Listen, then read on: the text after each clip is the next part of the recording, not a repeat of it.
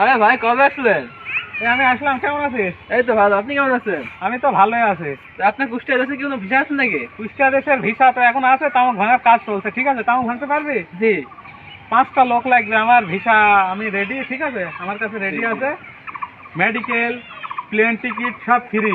জি 3 বেলা খাতে দিবে, 35,000 টাকা বেতন। জি ঠিক আছে, তাও ভাঙার কাজ করতে পারবি তো? জি জি এখন কুষ্টিয়া দেশে যাতে হলে কিন্তু ওখানে টাকার জন্য আন্দোলন করা যাবে না, ঠিক আছে? জি টাকার জন্য আন্দোলন রোডে নামা যাবে না। তোরা মাস শেষ হইলে বেতন দিয়ে দিবে, ঠিক আছে? জি আর তোরা যে মাসে 35,000 টাকা বেতন পাবি, জি ওর ভিতর তুই মাস শেষে 35,000 তোলার পরে তোরা 5 জন মিলে আমাকে 5,000 করে টাকা দিবি, জি ঠিক আছে?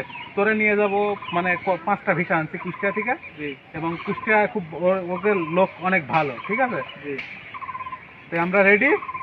আমি একসাথেই নিয়ে যাব, আমি অল্প দিনে আবার চলে যাবো।